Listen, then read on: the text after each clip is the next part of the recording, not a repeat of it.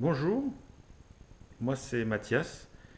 Je vais partager mon projet de remontage d'une voiture entre guillemets ancienne, puisqu'il s'agit des années 60.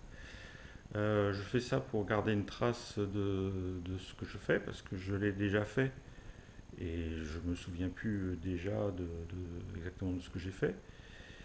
Et aussi parce que ça m'arrive de chercher sur YouTube des informations, des tutos de certaines choses. Et puis bon, bah là, je l'ai pas trouvé. Donc pour le coup, je me suis dit, bah, je vais le faire et ça servira peut-être à quelqu'un ou pas.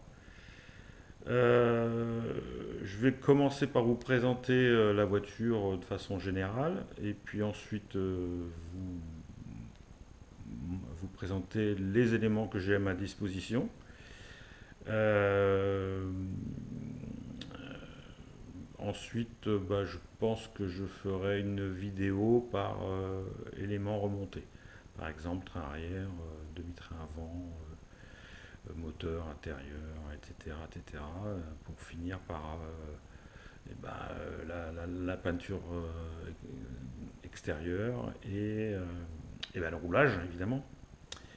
Ben voilà, allez, c'est parti pour la présentation de la voiture. Voilà l'objet de mon remontage. Il s'agit d'une Alfa Romeo Giulietta Speeder qui est sortie en fin 1955. Le modèle de moi que je remonte est de mars 1961.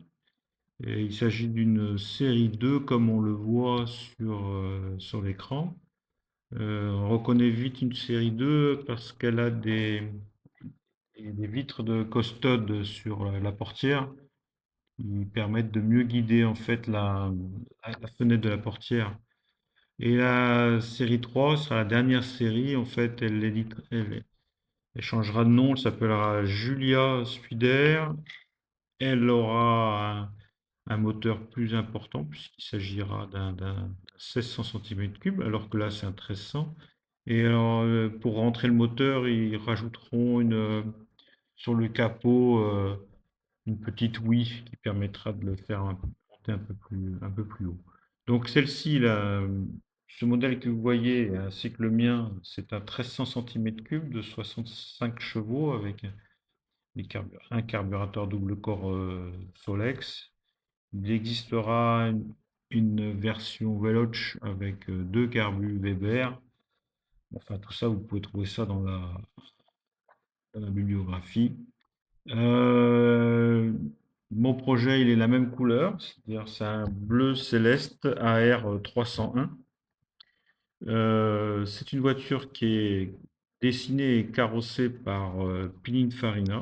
Donc il a même mis son logo sur le côté de la voiture. Euh,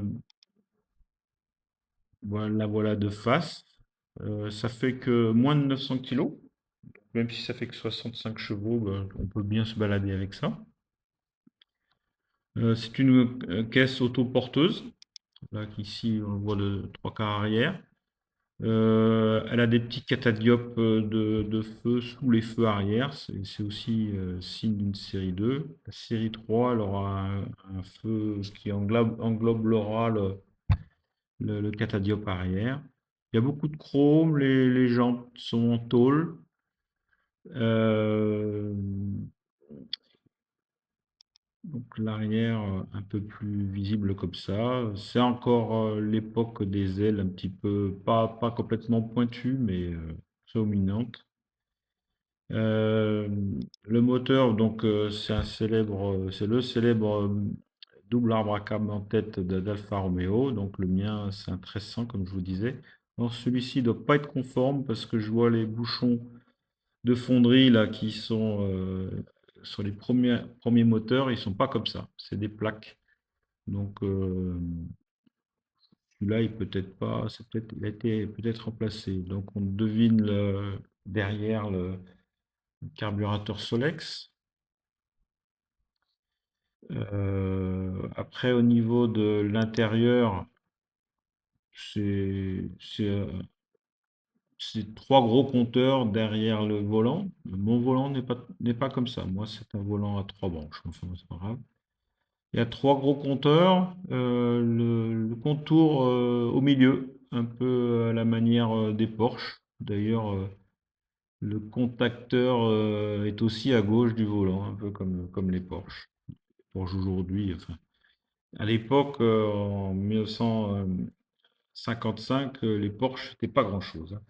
Euh, on voit qu'il y a il y a une boîte à gants avec une clé, ce qui n'était pas le cas sur les premières séries, bizarrement, pour un cabriolet, parce que c'est le seul endroit où on peut un peu mettre des choses à l'abri des vols. Vitesse au plancher. Ici, elle est en moquette noire. Moi, dans le lot de mes affaires que j'ai récupérées, elles sont bleues. Donc, ça va pas être tout à fait pareil. Je ne sais pas trop ce que ça va donner. On voit les sièges. Là, alors les sièges ici sont noirs. Je ne sais pas, moi, j'ai pas choisi encore. D'autant plus que je les ai pas.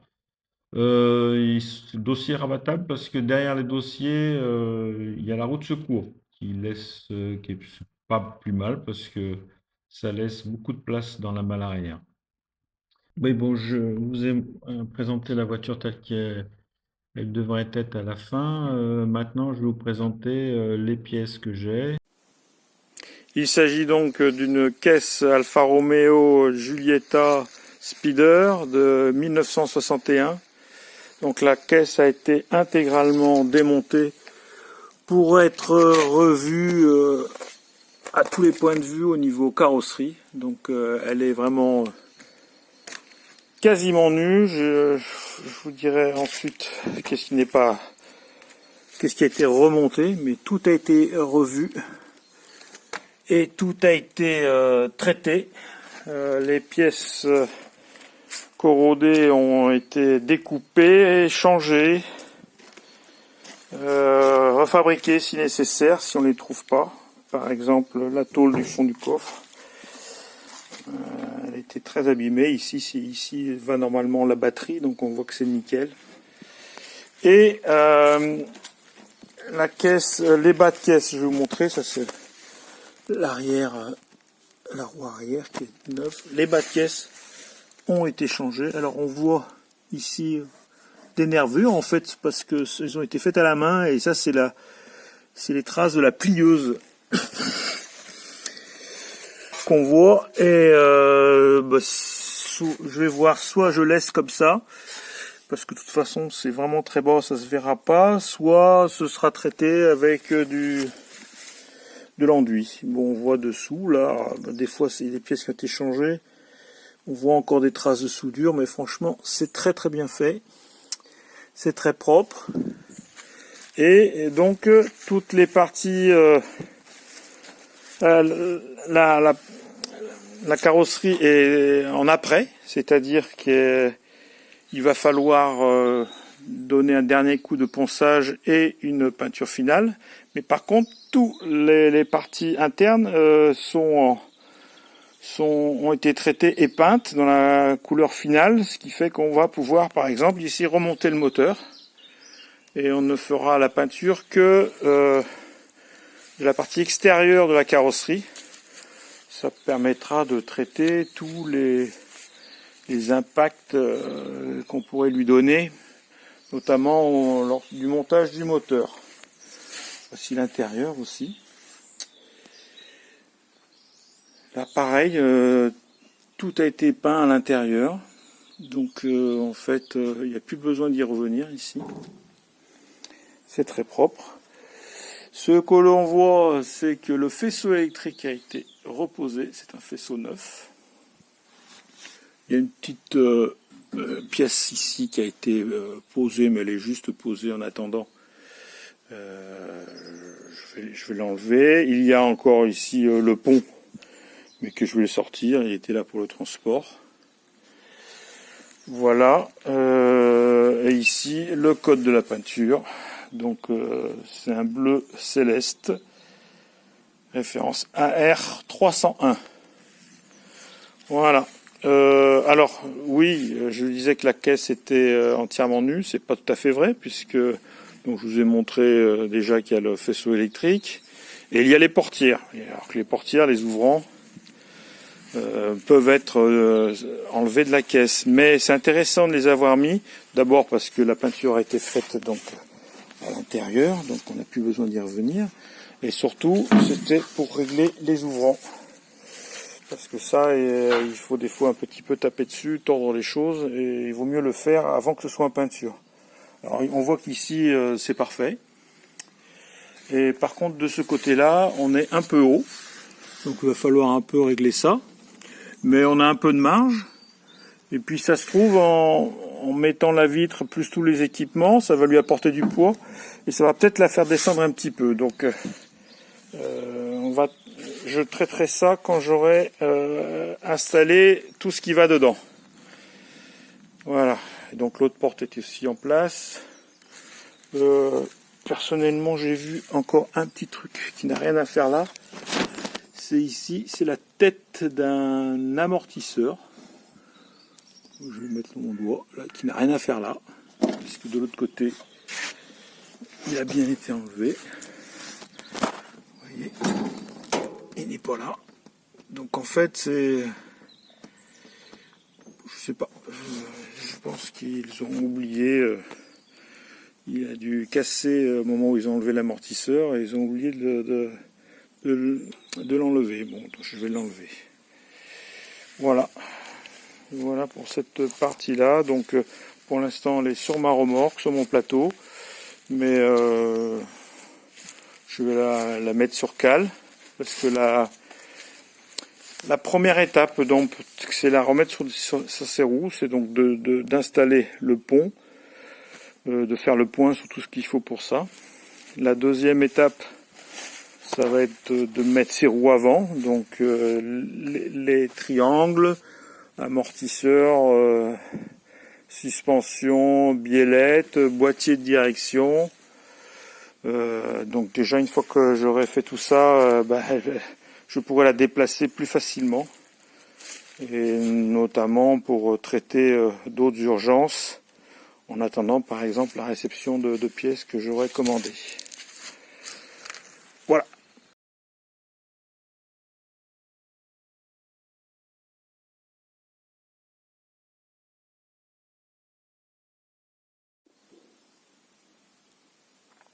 Alors voici pour ce projet les pièces que j'ai pour l'instant à ma disposition.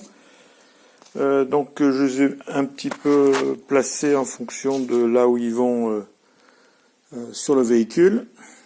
Alors pour l'avant, j'ai les pare-chocs avec les moustaches, la calandre, le pare-choc droit. J'ai ici les moyeux, les triangles, la jante, on le voit dessous, le tambour. J'ai même l'amortisseur, mais je suis pas sûr de pouvoir le récupérer. J'ai des optiques, je sais pas les phares, mais c'est les gamelles des phares. J'ai le pédalier, j'ai la colonne de direction, c'est pas mal. J'ai les biellettes. J'ai de l'autre côté la même chose pour l'autre roue, c'est-à-dire la fusée, le tambour, la jante, les triangles, intérieur, supérieur, les biellettes, les pare-chocs. Voilà, si on remonte un peu, bon là il y a une partie un peu de moteur, mais ça ne nous concerne pas actuellement. Il y a un embrayage, un volant moteur, bon, à voir si c'est récupérable. Sinon, il y a par ici tout ce qui concerne la baie de pare-brise. Bon, il manque le pare-brise. Ici, la partie colonne de direction, mais la partie qui est à l'intérieur de l'habitacle, le volant, qui est pas en terrible état, mais il a le mérite d'être là. La boîte de chauffage. Tout ça, c'est ce qui concerne la boîte à gants. Ça, c'est tout ce qui va dans la portière. Donc, pour ouvrir la portière, pour remonter les vitres, etc. Je continue à descendre. Là, c'est ce qui concerne la portière gauche. Ici, il y a le support de boîte. Là, on voit l'armature de capote. Et on arrive à la partie arrière. Alors, la partie arrière, identiquement, j'ai le tambour de frein, la jante, le tirant, les pare-chocs, les ressorts avant-arrière, ils sont là. Ici, c'est le triangle, sa spécificité Alfa Romeo, un peu, c'est le triangle qui va supporter une partie du pont. Pour la partie gauche, donc, tambour de frein, jante. On voit dedans qu'il y a encore aussi les mâchoires de frein. Là, il y a la partie qui concerne les feux arrière, les pare-chocs, le réservoir. Particularité, celui-là, il a été fait sur mesure, il est en aluminium. Voilà, vous avez les butoirs qui sont là de pare-choc. Et puis pour finir, des moquettes, mais on n'est vraiment pas là, et un siège.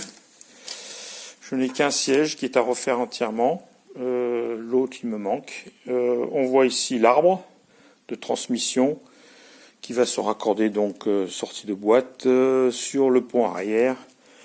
Et qu'est-ce que j'ai oublié? Moteur d'essuie-glace, le frein à main, l'accélérateur,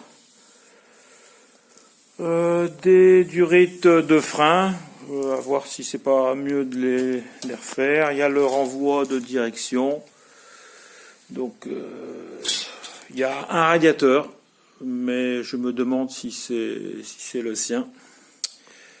Donc quelque chose à contrôler. Voilà, j'ai fait un peu le tour des pièces, plus de la quincaillerie. Quelque chose que je ne sais pas si je vais pouvoir récupérer. Il y a beaucoup de plastique. Là-dessus, je ne sais pas trop ce que c'est. Je vais voir ce qui me manque. Beaucoup de boulonnerie. Tout ce qui concerne les freins. Un petit peu d'électricité. Et puis un petit peu d'accastillage, les charnières. Et les compteurs, eux, par contre, qui sont tout neufs. Voilà, pour ça. Bon ben voilà, les présentations sont faites. La prochaine vidéo, ce sera le remontage du train arrière. Voilà. Bon, la voiture, vous l'avez vu, elle est derrière moi. Elle est posée sur un petit pont ciseau que j'avais acheté d'occasion à 1200 euros.